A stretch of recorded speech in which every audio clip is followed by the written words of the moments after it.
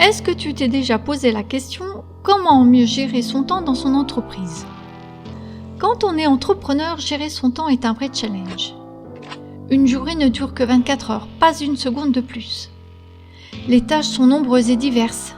Tes journées sont chargées et tu n'as pas le temps de tout faire. Il faut donc t'organiser de manière à utiliser au mieux le temps imparti.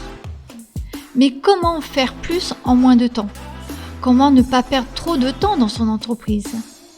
Dans cette vidéo, nous allons voir comment vraiment améliorer sa gestion du temps. Après ceci,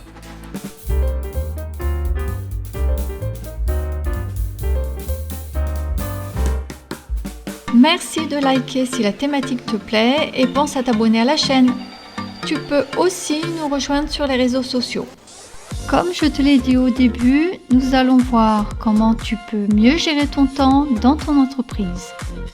La première chose que j'aurais pu te dire pour mieux gérer ton temps dans ton entreprise, c'est qu'il fallait savoir où tu allais.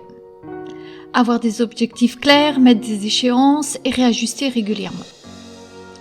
En ayant des objectifs clairs, tu sais quelle direction prendre et quelles actions entreprendre, ainsi tu ne te disperses plus. Mais cela ne suffit pas.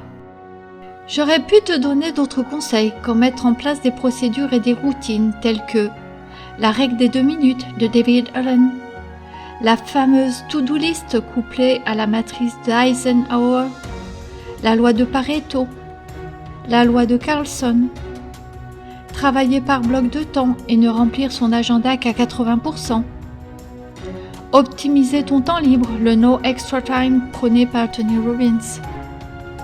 Que sais-je encore? D'autres procédures qui demandent un certain temps pour vraiment devenir des habitudes. Si tu es là, c'est que tu n'as pas réussi à dégager autant de temps que tu le désirais.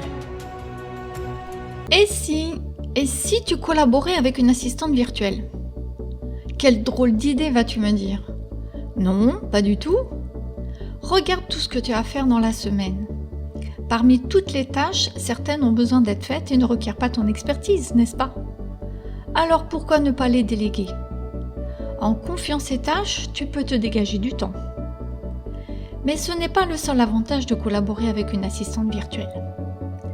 Tu peux te concentrer sur ton expertise et ainsi augmenter ta productivité et gagner plus d'argent. Cela peut te permettre d'avoir une vision à plus long terme. Ne dit-on pas « tout seul on va plus vite, ensemble on va plus loin » ?